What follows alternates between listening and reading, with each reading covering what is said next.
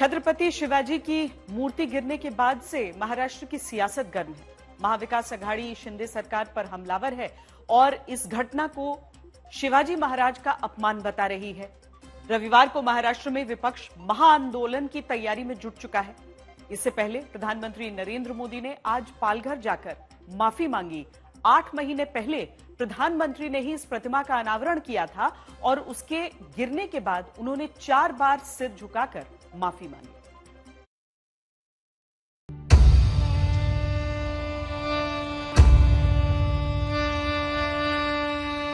आज से 350 वर्ष पूर्व जब छत्रपति शिवाजी महाराज का राज्याभिषेक हुआ था तो उसमें स्वराज की ललकार और राष्ट्रीयता की जय जयकार समाहित थी।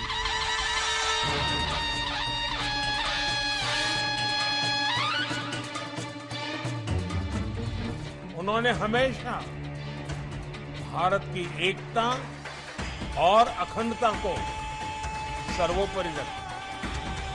मैं छत्रपति शिवाजी महाराज के चरणों में कोटि-कोटि नमन करता हूं।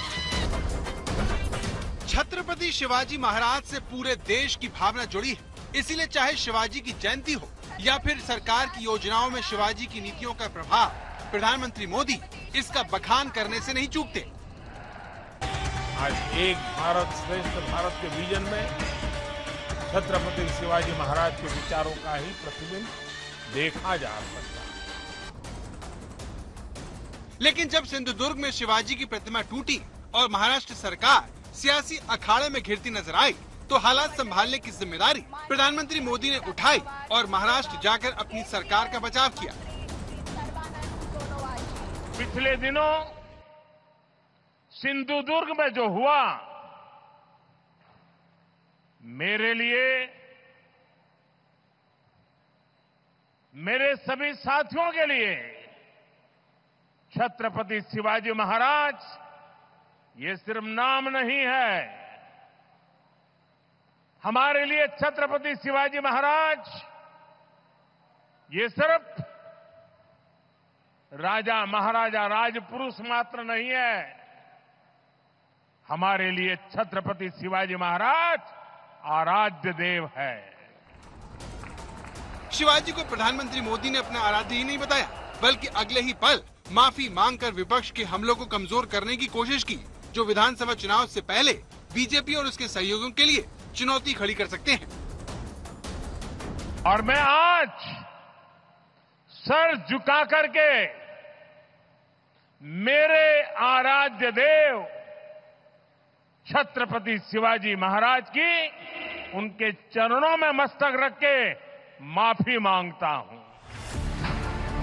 पालघर में प्रधानमंत्री 76,000 करोड़ के प्रोजेक्ट का उद्घाटन करने आए थे, लेकिन इसकी घोषणा करने से पहले उन्होंने प्रतिमा गिरने की घटना पर माफी मांगी। इस बात पर जोर दिया कि उनकी सरकार शिवाजी का कितना सम्मान करती है।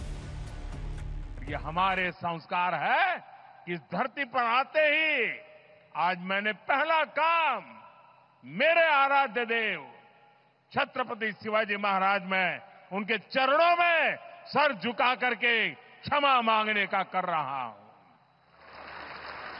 और इतना ही नहीं, जो लोग छत्रपति शिवाजी महाराज को अपने आराध्य देव मानते हैं, उनके दिल को जो गहरी चोट पहुंची है, मैं ऐसे आराध्य देव की पूजा करने वालों को भी उनकी भी सर झुका करके क्षमा मांगता हूं।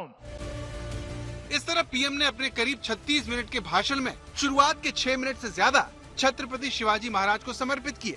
इस दौरान 7 बार छत्रपति शिवाजी महाराज शब्द कहा, 7 बार छत्रपति शिवाजी महाराज को आराध्य देव कहा और 4 बार सिर झुकाकर माफी मांगी। प्रधानमंत्री मोदी ने ऐसा इसलिए किया क्योंकि पिछले साल दिसंबर महीने में उन्होंने छत्रपति शिवाजी की इस प्रतिमा का अनावरण किया था। उन्हें भारतीय नौसेना की प्रेरणा बताया था।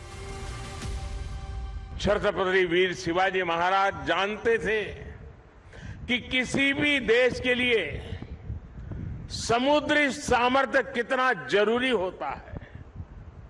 उनका उद्घोष था, जलमेव यस्य बलमेव तस्य, यानी जो समुद्र पर नियंत्रण रखता है वह सर्वशक्तिमान है।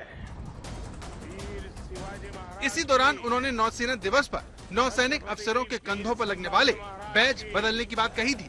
उसके नए लोगों को शिवाजी की राजमुद्रा से प्रेरित बताया था।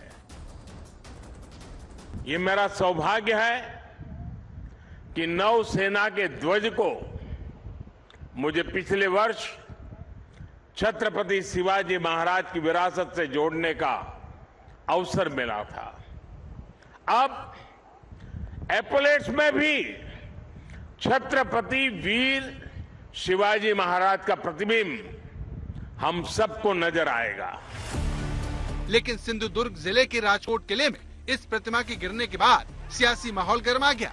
विपक्ष के आरोपों को कमजोर करने के लिए पीएम मोदी ने पालघर की रैली में याद दिलाया कि कैसे साल 2013 में बीजेपी के पीएम पद का उम्मीदवार बनने पर उन्होंने सबसे पहले रायगढ़ आकर शिवाजी को नमन किया था। रायगढ़ के किले पर जाकर के छत्रपति शिवाजी महाराज की समाधि के सामने बैठ करके प्रार्थना की थी। एक भक्त अपने आराध्य देव को जिस प्रकार से प्रार्थना करता है, उसे भक्ति भाव से आशीर्वाद लेकर के मैंने राष्ट्र सेवा की एक नई यात्रा का आरंभ किया था। लोकसभा चुनाव के नतीजों के बाद महाराष्ट्र में बीजेपी की चुनौती बढ़ी। महाराष्ट्र में शिवाजी सबसे बड़ी प्रेरणा रहे हैं। ऐसे में उनकी मूर्ति गिरने के बाद जो बवाल मचा है, उसे मोदी ने कहीं न कहीं माफी मांगकर शांत करने की कोशिश की और वीर सावरकर का जिक्र करके विपक्ष के नहले पर दहला मारा।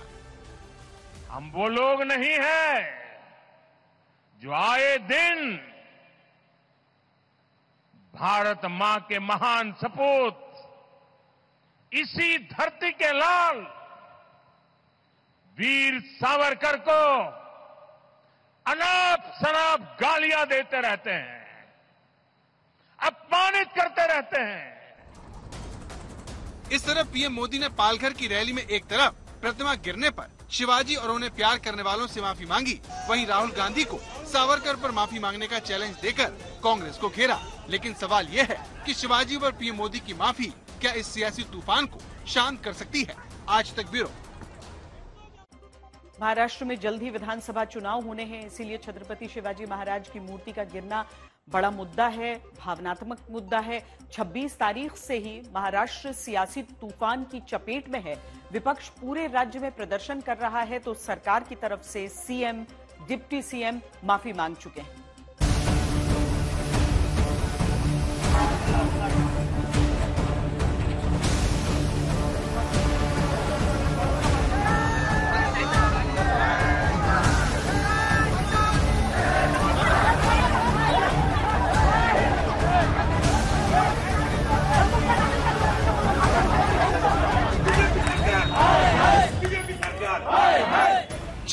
अगस्त को छत्रपति शिवाजी महाराज की 35 फुट की प्रतिमा जैसे ही टूटी, महाराष्ट्र की सियासत में तूफान आ गया।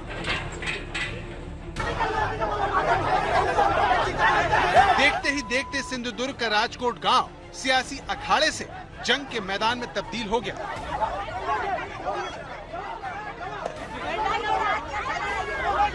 सियासी मुद्दा बनने के बाद अलग अलग पार्टियों के नेता सिंधुदुर्ग पहुंचने लगे, जिसमें सबसे पहला नाम बीजेपी नेता नारायण राणे का था।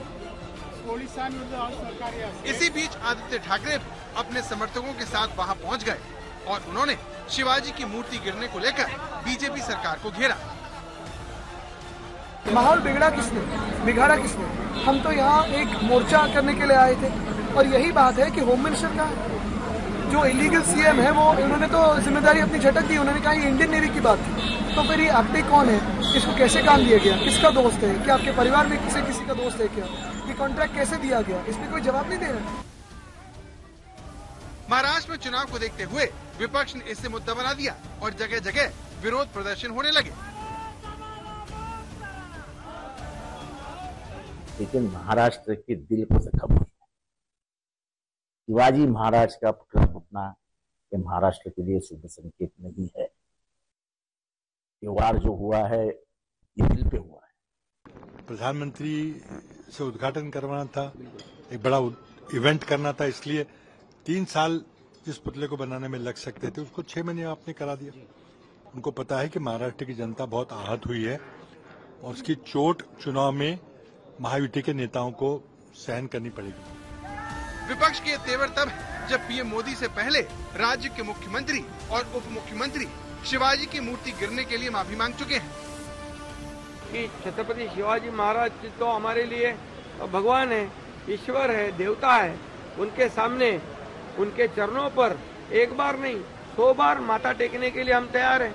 उसमें हमें कोई कमी नहीं महसूस होगी। मी राज्याचा उपमुख्यमंत्री म्हणून सांगतोय, मी याबद्दल महाराष्ट्रातल्या 13 कोटी जनतेची माफी मागतो की युगपुरुष छत्रपती शिवाजी महाराज हे आपल्या सगळ्यांचं दैवत आहे आणि त्या दैवताचा पुतळा त्या पद्धतीनं असा वर्षाच्या आत त्या पद्धतीनं ते नादुरुस्त होणं किंवा पडणं हे सगळ्यांना धक्का देणारी बाब आहे। इसके बावजूद पीएम मोदी जब महाराष्ट्र पहुंचे तो यूथ कांग्रेस के कार्यकर्ता उन्हें रोकने पहुंच गए। कांग्रेस नेताओं ने सिंधुदुर्ग में शिवाजी की प्रतिमा गिरने के खिलाफ प्रदर्शन किया। महाराष्ट्र की विपक्षी पार्टियों की योजना अब रविवार को पूरे राज्य में प्रदर्शन करने की है।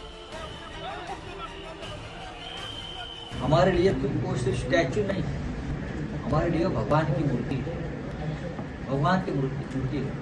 और प्रधानमंत्री के शुभ कर कमलों से उनका अनावरण हुआ, फिर भी वो मूर्ति का उद्ध्वस्त होना हमारे सामने छत्रपति जी का।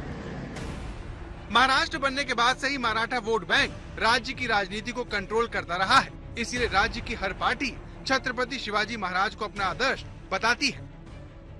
इस वोट बैंक को साथ लाने के लिए बीजेपी ने एकनाथ शिंदे के तौर पर मराठा सीएम बनाकर शिवसेना का वोट बैंक तोड़ने की कोशिश की और फिर अजीत पवार को साथ लेकर शरद पवार के मराठा वोट बैंक में सेंध लगाने का प्रयास किया।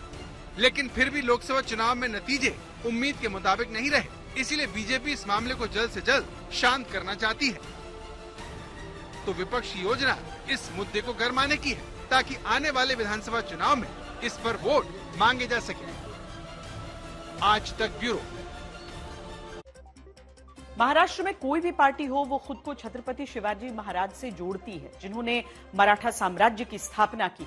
बाल ठाकरे ने भी शिवाजी महाराज के नाम पर अपनी पार्टी का नाम शिवसेना रखा। इसीलिए महाराष्ट्र की राजनीति में मराठा वोट का बोलबाला भी है, जिनके इर्द गिर्द राज्य की सियासत घूमती है।